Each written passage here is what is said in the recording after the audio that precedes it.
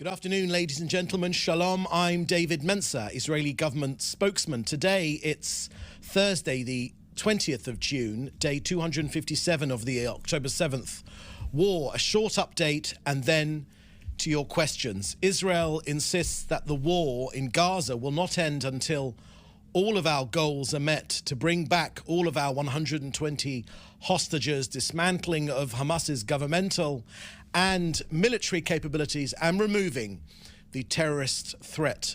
First, an operational update. In Gaza today, IDF confirmed that leading Hamas sniper and Nukba forces commander, one of the perpetrators of the October 7th massacre, was found and eliminated. His name was Ahmed Hassan Salami al-Surka. There was an extensive search for him, but the IDF found him in the Beit Hanun area of northern Gaza. A lot of effort was made to mitigate harm to civilians. We got him and no one else was hurt, thankfully.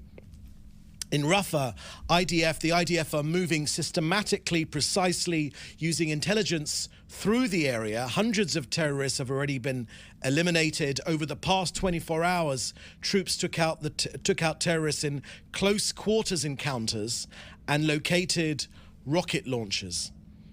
Now to the latest from COGAT and their work coordinating aid into Gaza. Yesterday, 285 aid trucks went into Gaza via the Erez and Kerem Shalom crossings.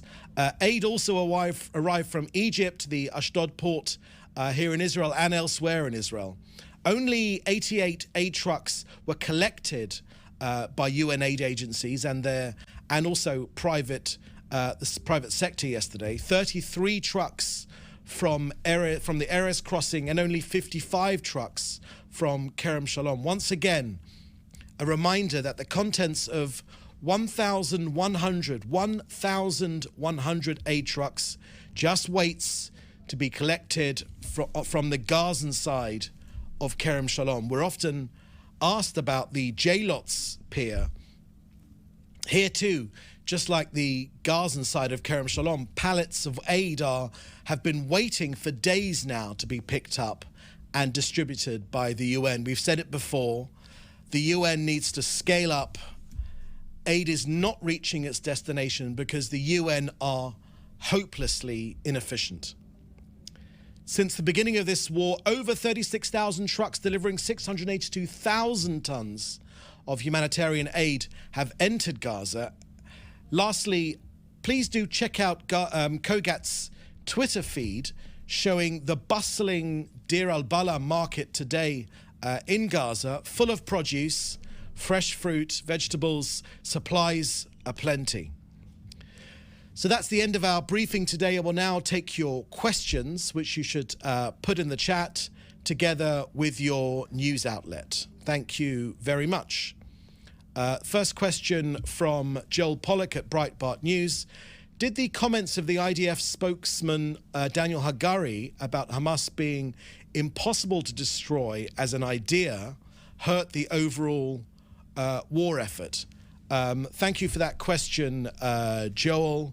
No, I don't believe it did. The long-standing convention here in Israel, a parliamentary democracy, is that the elected government set the parameters of everything, and the IDF are, of course, bravely carrying out the will of the elected government, which is what they have done for many, many years now, since the formation of the State of Israel in 1948, and that is what they will continue to do.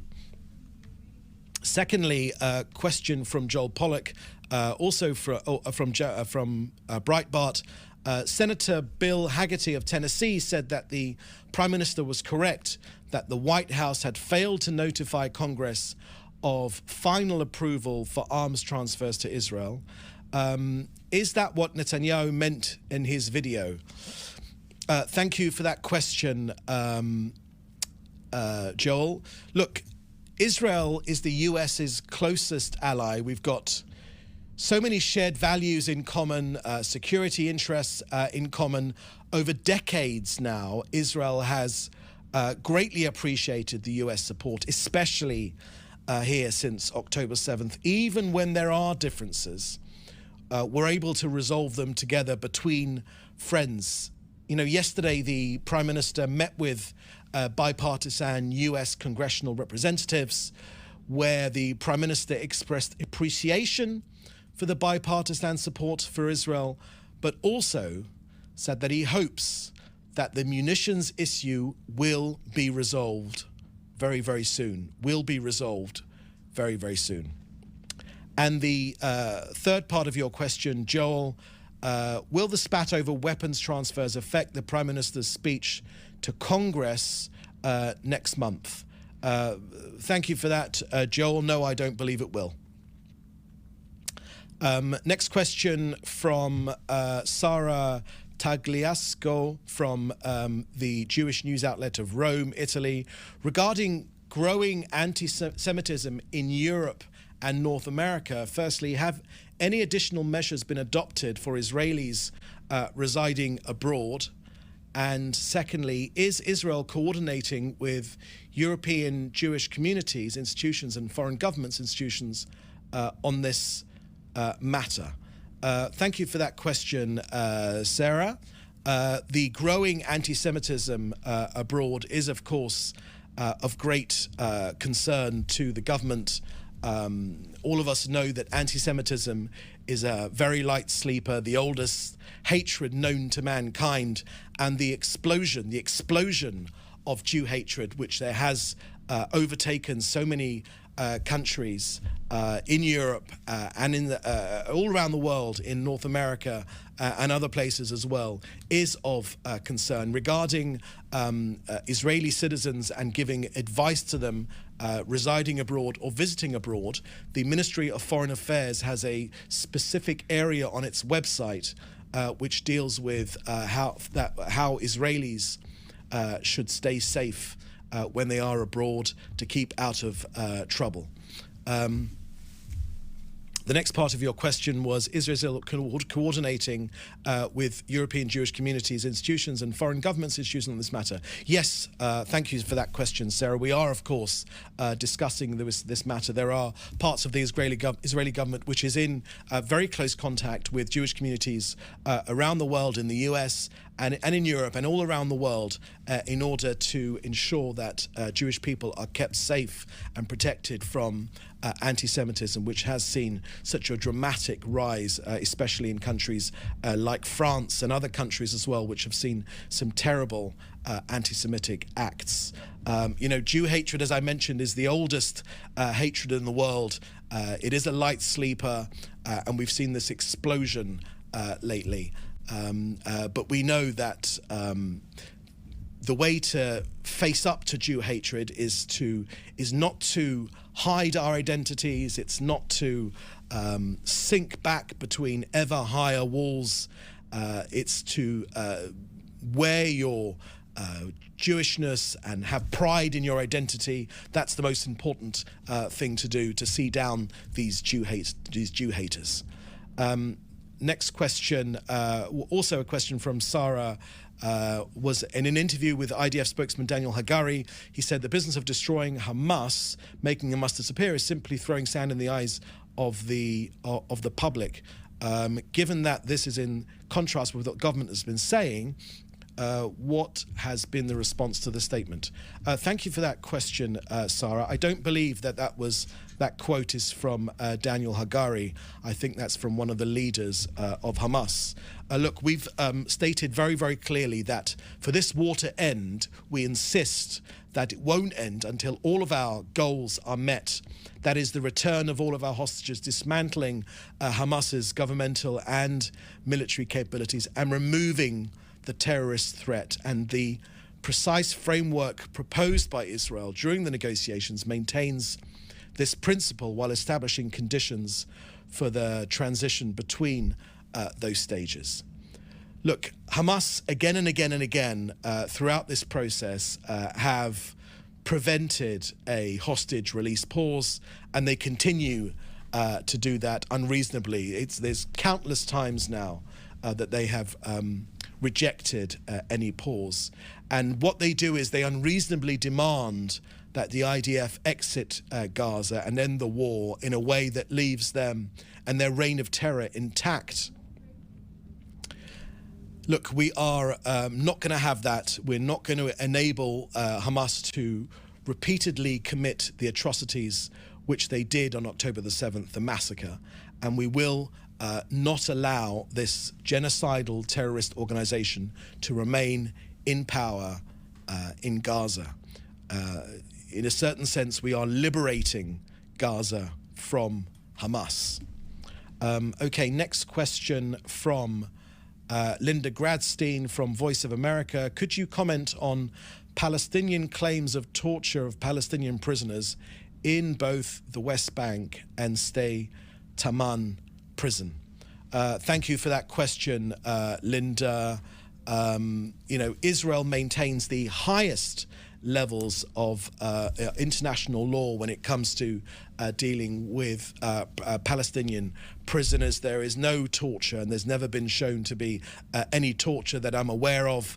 It's unfortunately Hamas which hold Israeli prisoners and tortures them daily, as confirmed by the rescued hostages which were rescued just a week and a half ago. Hamas are the terrorist organization, and any attempt to try and project their evil torture of our people onto terrorists, on Palestinian prisoners being held by Israel is simply ridiculous. I've not seen any evidence whatsoever. Israel maintains the highest levels of international law when it comes to Palestinian prisoners. The prisoners which Hamas are trying to get out of prison are prisoners who are murderers. They are murderers, like the jihadists of 7/7 in London, like the jihadists of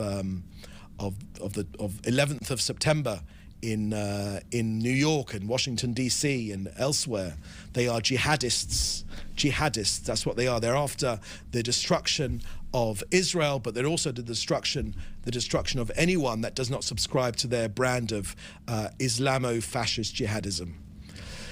Thank you. Next question from Hannah Julian from the Jewish Press. There are reports that most, if not all, the Democrat members of Congress plan to boycott Prime Minister Netanyahu's address. So is there any update on the date for that address? And can you respond to the boycott of the joint session by nearly half of the Congress? Thank you for that question, Hannah. I've already in this briefing spoken about the close relationship, the bipartisan relationship between Israel and the United States of America. We have stood side by side, shoulder to shoulder for so many decades now. We are fighting a war for our very existence, When Hamas invaded our borders on October 7th, they sought to destroy this country. When Iran fired their 350 ballistic missiles, suicide drones, projectiles against this country in April, they sought to destroy this country. I think that the bipartisan relationship is extremely important. The date which has been, in terms of the date which has been set for the address, the latest information I have is for the end of July. That's the last information. I haven't seen any changes or any update on that date. But if there are any updates on that date, then we will of course let you know. In terms of and in terms of this boycott of a joint session of nearly half of the Congress, I think that's scaremongering. I think that the majority of Americans are on Israel's side. The last statistics I've seen of support for Israel against these genocidal jihadis has been in the region of 70 to 80%. The reason that there is so much support for this country fighting against this genocidal terror organization and these jihadis is because we're on the front line of this terror. If we don't succeed here, then they'll be coming to you soon in the outside world, outside of Israel and further afield. So I simply don't recognise that as being true. That sounds like scaremongering to me.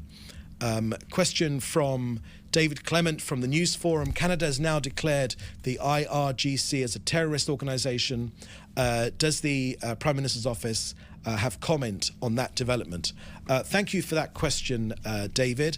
I haven't seen that in terms of that development in Canada, so forgive me if I've missed that. If that has indeed come to pass, then that is a positive development, because the IRGC is Iran's Revolutionary Guard Council, a terrorist organisation, I think recognised by many countries around the world.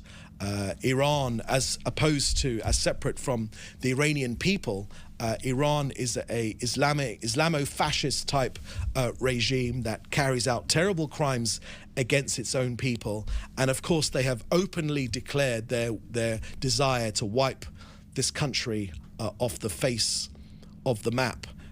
We're not going to let that happen. We're standing up to their aggression. It's aggression against us. They call us the little Satan, but they call the US, and I think they would probably include Canada in that as well. They call the US the big Satan. So if that has indeed come to pass, as you're saying in Canada, again, apologies for I haven't seen that development yet, but if that is indeed the case, then that is a positive development. Follow-up question from Joel Pollack at Breitbart News, follow-up on Hagari. Is there a concern that the military is trying to send a signal to the civilian leadership about the direction of war policy? Thank you for that question, Joel. Joel, that's not something I recognise. I think there's a few misnomers here. Firstly, we are taking apart Hamas in Gaza, and we know that the defeat of Hamas in Gaza, we talk about them, the prerequisite for the end of this war being defeating Hamas militarily and also their governing capabilities. That does not necessarily mean eliminating every single Hamas terrorist, but it means taking away their, exactly as we say, their governmental and military capability. We're already seeing that. You probably may have seen reports that in many parts of Gaza, because Hamas are lacking men to fight their genocidal war against us, they've taken to using children. IDF, I've seen reports, IDF are now seeing children, under 18, teenagers, with rocket-propelled grenades now. Now, that is very similar to the closing stages of the Second World War, when Hitler's Nazis also recruited teenagers to don the Nazi uniform and fight the Allies. We're winning in Gaza. We're taking this organization apart. We won't stop until it's done. The idea that Hamas will stay in power in Gaza is a non-starter. We don't see that we have to kill every single, in the same way in the end of the Second World War, not every single Nazi was eliminated, but the capability of the Nazi regime, military and governing capability, was destroyed, which is why they finally surrendered. We say again, this war could end right now, this afternoon, if Hamas lay down their weapons and release our hostages. It will be over right now. These jihadists, the Hezbollah jihadists, have pretend to represent Gazans. They don't. They represent a genocidal jihadism. But we're standing up against it, and we are winning. We are being successful. We're taking them apart. The final stronghold in Rafah is being taken apart systematically, slowly, with intelligence, house by house, tunnel by tunnel, home by home. We're taking them apart, and we will win. This conflict will end when we've set out the three objectives of this war, and they are directed by the elected government of this country, and these three objectives still have overwhelming support in this country, and we'll take them forward until we finish the job. I think there was one more question which All right, that was David Mencer right there. He is the Israeli government spokesperson who usually does these briefings 3 to 4 times a week, normally around 8:30 a.m. Eastern time. We just played that one for you live as it did happen over in Tel Aviv.